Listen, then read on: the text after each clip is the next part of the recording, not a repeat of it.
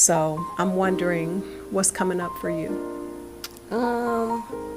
I am going into a place where I'm alone again, and I'm trying to be okay with that. With that. Yeah, because for the first half of my 20s, it's been 5 years, so I've been in a relationship with him for the entire first half of my 20s. Yeah. And I was alone for the most part when I was in college and stuff like that, but I wasn't completely alone. Like as an adult, obviously I was on campus with my friends and things like that, and then I ended up in that relationship for 5 years, and now like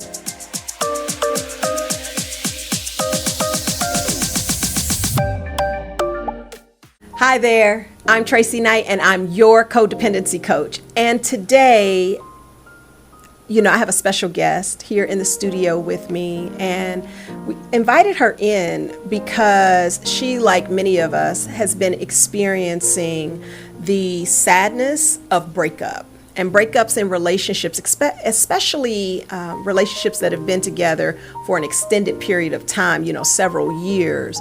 Even if you're not married, can feel like a divorce. When you're together for an extended period of time, families are together.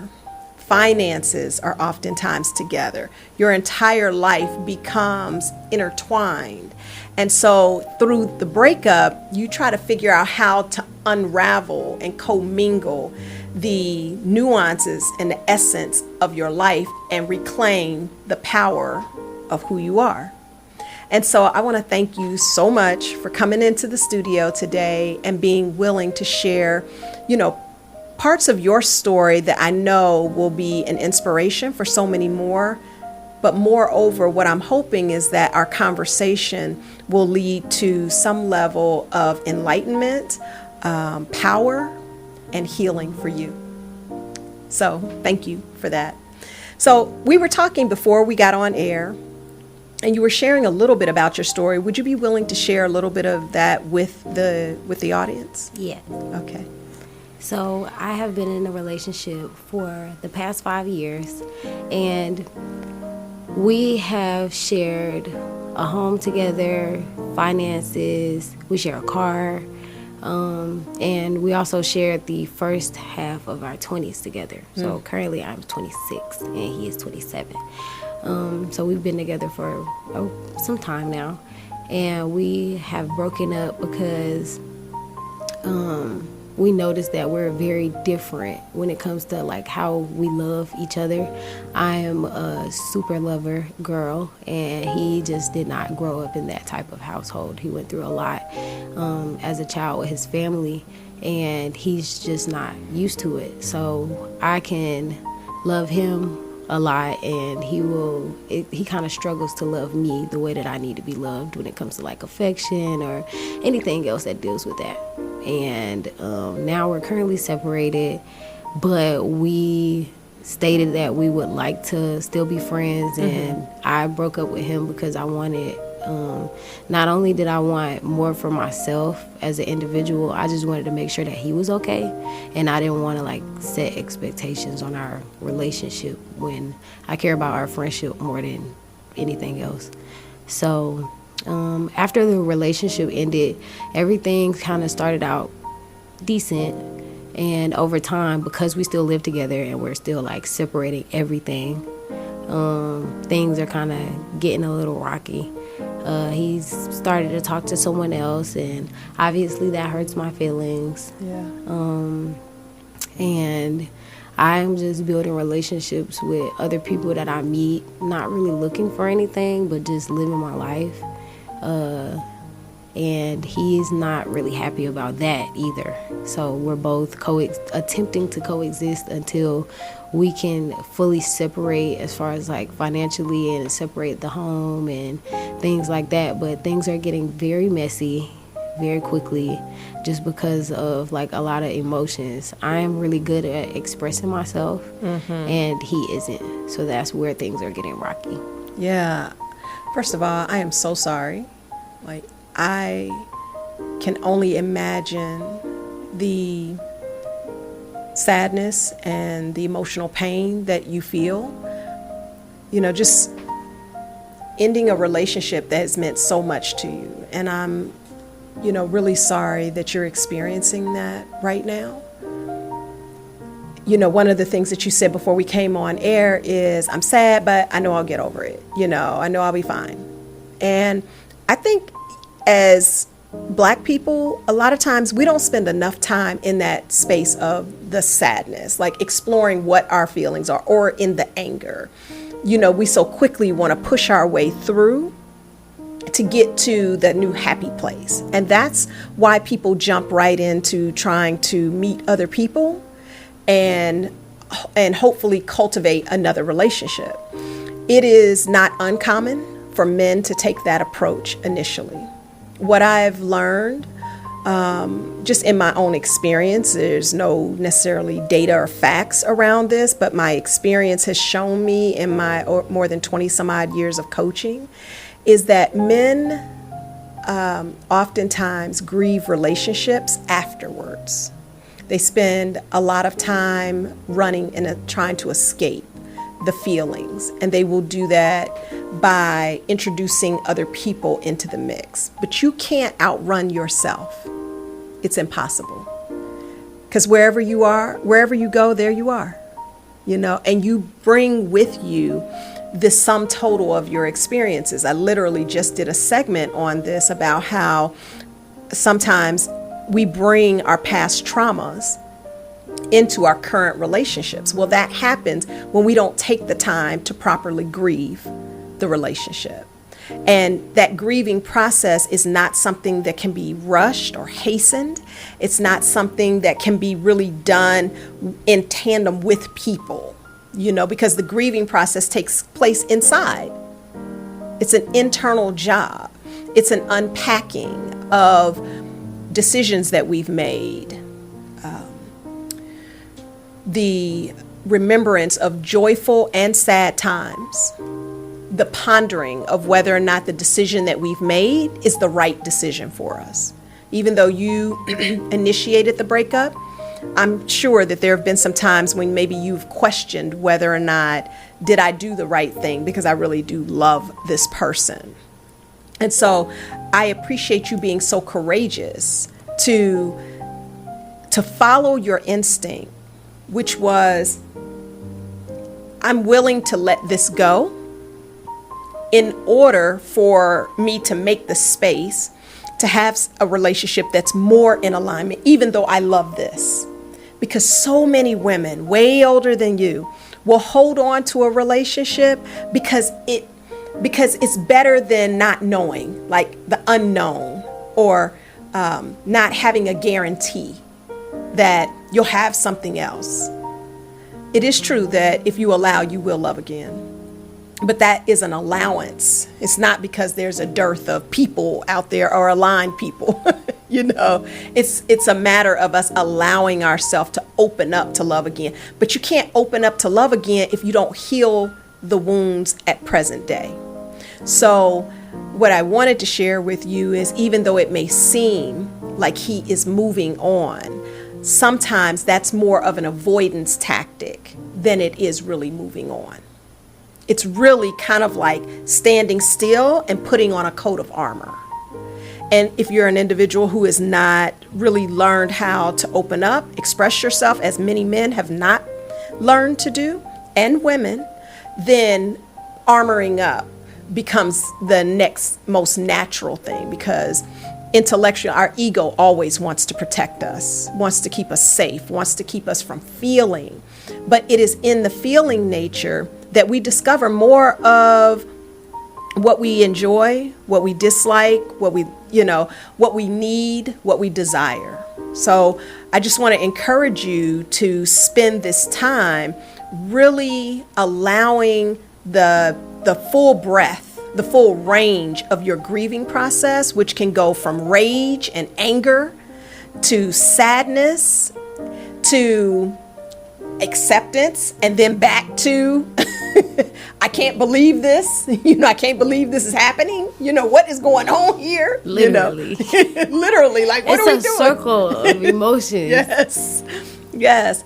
That is the grieving process, and it deserves to have its day as painful as it is, without one trying to put it on a fast track and get to an end result, which in and of itself can leave you fragmented and not fully whole to go into the type of relationships that will be available for you in the future.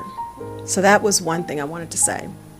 There was something else that you said, and that was around, and I think maybe this was before we were on air, that you were really concerned about, you wanted to be there for him.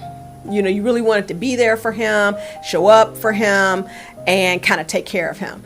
This is where some of the codependent patterns begin to reveal themselves.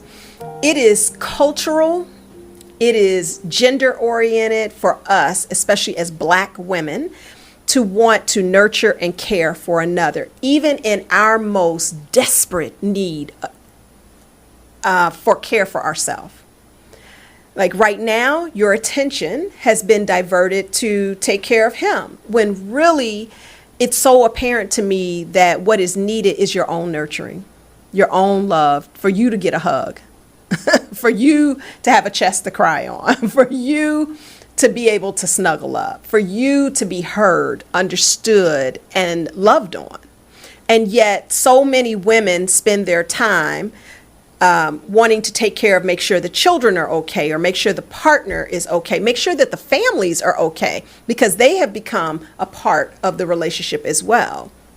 And sometimes as women, we will put on a good face so that other people don't feel really bad about it. Everything is okay, everything is fine, when really it's not fine. The truth is you're sad. The truth is you may be angry. The truth is, so allowing the full space for you to feel what you feel and to give yourself what it is that you actually need. You are the most important person in this moment. We encourage him to take care of himself and prioritize himself, but his ability or willingness to do that is really his business. Right now, what's important is that you are spending the time taking care of yourself. I hope that this show will be a part of that. Another thing I wanted to share with you is, as sort of a piggyback around that, is that there are different stages of relationship dynamics. You're 25, so you may not have had a full plethora of experiences with different relationship dynamics. So I think it's helpful. I wish someone had kind of shared this with me earlier on so that I could recognize it. So I want to start with like codependency, right? So codependency is not a diagnosis or a judgment. It is just simply a set of habits that we develop in order to help us navigate through relationships. They work for a period of time. They work for sure because they've gotten us to where we are. And yet they're not really sustainable if we really want a relationship that feels secure, where we can feel like we can be freely who we are, a fully expressed version of ourselves, where we can allow love to come in and we can give love, where we want transparent communication, where we have an undergirding of trust. Then codependency can't exist there. So codependency is just a set of habits that we use. And they look like things like people pleasing, prioritizing other people's needs above our own, saying yes when we really need to be saying no to things, kind of being preoccupied with someone else's well-being. So it shows up in a lot of different ways. So that's one piece. Another piece is enabling. And the enabling is basically where we see that someone has sort of dysfunctional habits. This is very common when there's alcohol addiction, substance abuse addiction. There's a variety of addictions, porn, gambling, it's a variety. And so what we do is we keep hoping that the person will change. And so we support them in the habit by not allowing them to face the consequences of their actions. So we enable them by, they'll do it better next time. I'll help them out this time. I'll take, I know you said you all are moving out. I won't take all the furniture because they don't really have the finances to buy new furniture. And I can figure it out. My family will give me. That's enabling.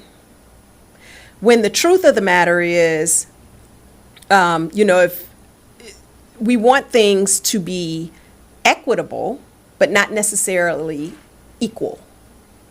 Equitable is like what you really need for yourself. So I want you to be mindful of, as you're going through sort of this transition period, that you are really prioritizing what it is that you need versus what it is that he needs in this moment, because you need care, you need support, you need love. Okay, so that's another level. Going up the continuum would be disengaged coexistence, which I know you were kind of saying there's some of that going on. Sometimes people will disengage. They learn to pull back emotionally, so as a means of survival. It's not a reflection of whether or not the person actually loves you. Two things can exist at the same time.